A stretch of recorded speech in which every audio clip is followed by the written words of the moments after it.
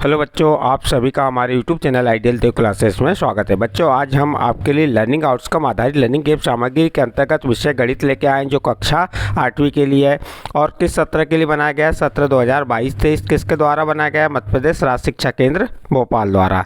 चलिए देखते हैं इसकी वर्कशीट 43। वर्कशीट 43 में दिया है समबाहु त्रिभुज और समद्विबाहु त्रिभुज। तो समबाहु त्रिभुज और समद्विबाहु त्रिभुज क्या होते हैं? त्रिभुज के बारे में आप जानते हैं कि त्रिभुज की 3 भुजाएं होती है, त्रिभुज में 3 कोण होते हैं, त्रिभुज में 3 शीर्ष होते हैं। अब उन्हीं से इस त्रिभुज से कौन सा त्रिभुज बना? समबाहु त्रिभुज। समबाहु यानी सम यानी होता है बराबर, बाहु यानी होता है भुजा, यानी जिनकी सभी भुजाएं बराबर होती हैं वह समबाहु त्रिभुज कहलाता है। उसके बाद समद्विबाहु त्रिभुज। तो सम यानी बराबर, द्वि यानी दो, बाहु यानी भुजा, जिसकी 2 भुजाएं बराबर हो समद्विबाहु त्रिभुज कहलाता है। तो देखें और समझें, इसका उदाहरण देखते हैं। त्रिभुज की भुजाओं को मापते हैं तथा चांदे की सहायता से कोण मापते हैं। अब हमने देखिए यहाँ पे क्या दिया हुआ है, त्रिभुज की कौन सा है? A B C. ये त्रिभुज की प्रत्येक भुजाएं क्या है? यहाँ पे देखिए, आप दिख रही हैं आपको। ए बी कितने सेंटीमीटर है? 4 सेंटीमीटर। फिर बी सी कितनी है? 4 सेंटीमीटर। और ए सी 4 सेंटीमीटर। अब हम क्या करेंगे? चांदे की सहायता से इन्हें मापेंगे। चांदे की सहायता से क्या करेंगे? इन्हें मापेंगे। जब हम इसको चांदे की सहायता से मापेंगे तो इसकी माप जो आएगी वह भी कैसी होंगी? जैसे ये यहाँ पे हम चांदे को रखेंगे यहाँ से, तो यहाँ कितने अंश का कोण बन जाएगा? 60 अंश का। कितने अंश का कोण बन जाएगा? 60 अंश का। यहाँ पे कितने अंश का बन जाएगा? 60 अंश का।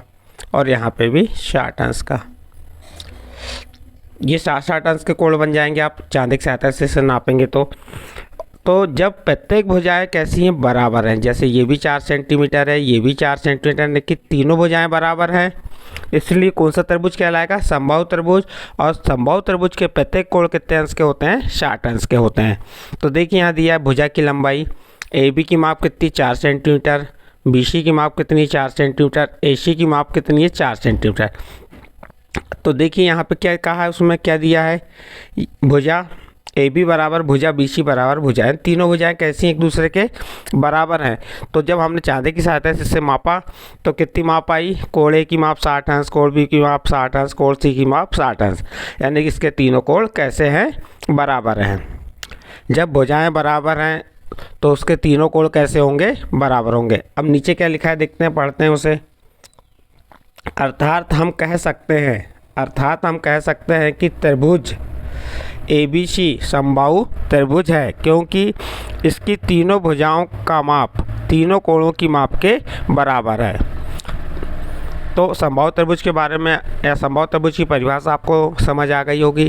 क्या है समबाहु त्रिभुज की परिभाषा?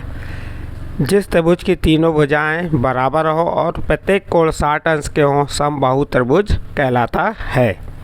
अब अभ्यास 1 में दिया है, क्या दिया है?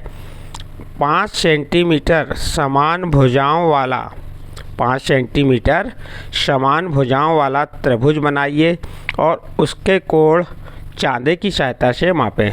हमें क्या करना है? समान भुजाओं वाला एक त्रिभुज बनाना। सबसे पहले हम स्केल की सहायता से एक 5 सेंटीमीटर रेखाखंड खींच दिए। ये देखिए कौन सा रेखाखंड खींचे? बी सी खींचे, जिससे नाम दे दिया हमने बी और सी। फिर क्या किया? हम प्रकार की सहायता से 5 सेंटीमीटर प्रकार को फैलाएंगे और एक चाप यहाँ पे रख के हम एक चाप काटेंगे। तो इस टाइप से एक चाप कटेगा। फिर उसी जितना प्रकार फैला था उतना ही फैला रखेंगे और उसकी प्रकार की नोक को सी बिंदु पर रखेंगे और एक चाप काटेंगे।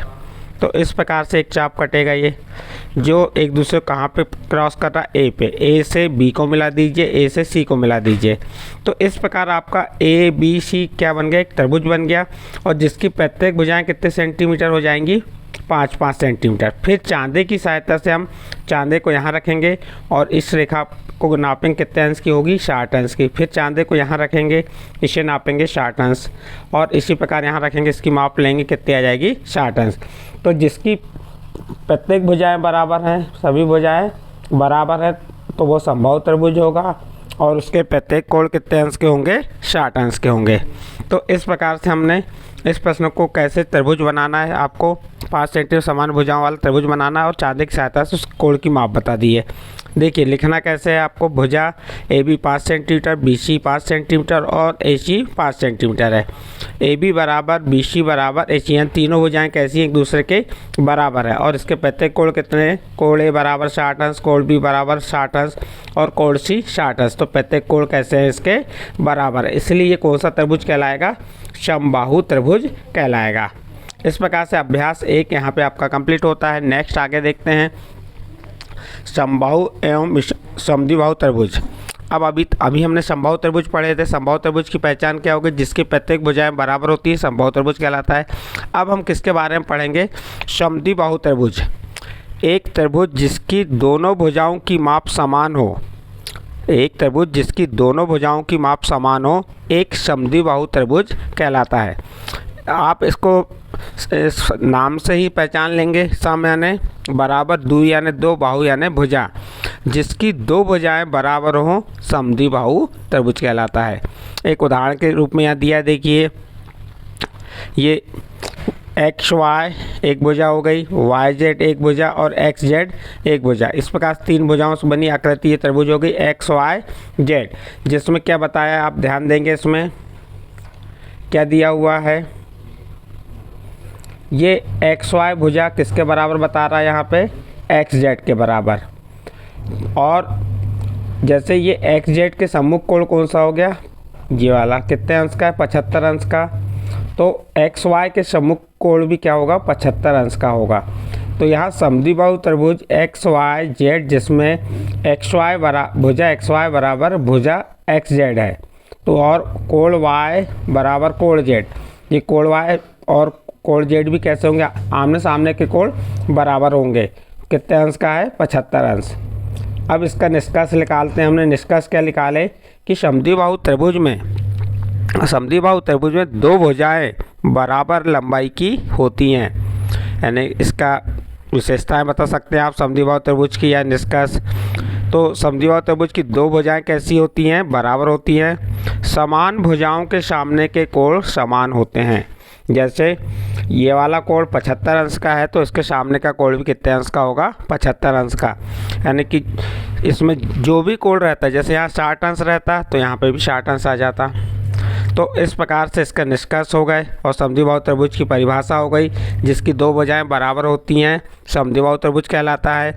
उसके विशेषता क्या होगी, दो भुजाएं बराबर लंबाई की होती है, समान भुजाओं के सामने के कोण समान होते हैं। अब इसका उदाहरण दिया हुआ है, देखते हैं उदाहरण में क्या दिया हुआ है। उदाहरण दिया है, एक आकृति दिया है ए बी सी, जिसे त्रिभुज कहेंगे हम, जिसमें ये भुजा ए बी भुजा ए सी भुजा के बराबर बताया है और बी भुजा दिया है एक्स अंश और बी कोण दिया है एक्स अंश और सी कोण दिया है 40 अंश। तो आकृति में कोण एक्स का मान ज्ञात कीजिए। हमें इस आकृति में किसका मान ज्ञात करना है, यहाँ पे ये जो कोण एक्स है इसका मान ज्ञात करना है। तो आपको मालूम है समद्विबाहु त्रिभुज की विशेषता क्या है, एक दो भुजाएं बराबर है, कौन सी, ए बी और ए सी। ए बी भुजा के सामने का कोण क्या कितने अंश का है, 40 अंश का। जब भुजाएं बराबर है, एक कोण दिया हुआ है, तो उसके सामने का दूसरा कोण भी कितने अंश का हो जाएगा, 40 अंश का हो जाएगा। कितने अंश का हो जाएगा, 40 अंश का। आपको हल हमने यही बता दिया। अब इसको लिखना कैसे है, यहाँ लिखेंगे समद्विबाहु त्रिभुज कौन सा है, ए बी सी, जिसमें ए बी बराबर क्या है, ए सी। ये ए बी भुजा ए सी भुजा के बराबर है। तो जब भुजाएं बराबर होती हैं तो उसके कोण भी कैसे होंगे बराबर, कौन सा कोण, कोण बी बराबर कोण सी। और हमें कोण सी की माप कितनी दी है, 40 अंश। तो कोण बी की माप भी कितनी हो जाएगी, 40 अंश। इस प्रकार एक्स का मान क्या आ जाएगा, 40 अंश आ जाएगा। नेक्स्ट अगला प्रश्न देखते हैं। प्रश्न 1 है, कोण एक्स का मान ज्ञात कीजिए। अब देखते हैं कोण, यहाँ पे एक त्रिभुज दिया है प्रश्न नंबर 1 में। प्रश्न नंबर 1 के पहले प्रश्न में क्या दिया, त्रिभुज दिया ए बी सी, जिसकी ए बी भुजा किसके बराबर बता रहा है, यहाँ पे ए बी बराबर बी सी। तो ए बी के सामने का कोण सी होगा और बी सी के सामने कोण ए होगा। और यहाँ पे जो सीधा एंगल बन रहा है ये कितने अंश का बन रहा है, 90 अंश का बन रहा है। कितने अंश का कोण है, 90 अंश का। तो आपको ए बी बराबर बी सी है, हमें दो भुजाएं बराबर है, तो उसके कोण कैसे होंगे, कोण x का मान ज्ञात करने को है, इस x का मान हमें ज्ञात करना है। तो आपको मालूम है कितने अंश का कोण बन जाएगा यहाँ पे 45 अंश। कितने अंश का कोण बनेगा 45 अंश का बनेगा और x का मान कितना हो जाएगा 90 अंश। तो यहाँ पे कोण B जो आएगा 90 अंश हो जाएगा। कितने अंश होगा 90 अंश, क्योंकि ए बी बराबर AC है। कोण B नहीं, कोण A बराबर हो जाएगा कोण C। तो इसकी माप कितनी आ जाएगी यहाँ पे x की माप 90 अंश। यहाँ पे प्रश्न रॉन्ग पूछा गया है। एक्चुअली आपका यहाँ पे थोड़ा सुधार कर लेना। प्रश्न में जो x होगा ये वाला x होगा, यानी इसका मान ज्ञात करना है हमें।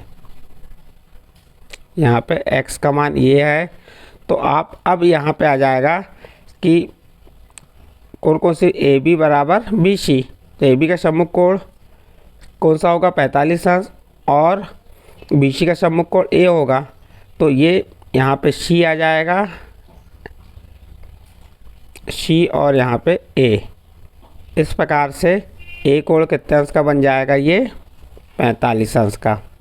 इसी प्रकार यहाँ देखिए, यहाँ पे दिया हुआ है ये कोण कितने अंश का है 80 अंश का है।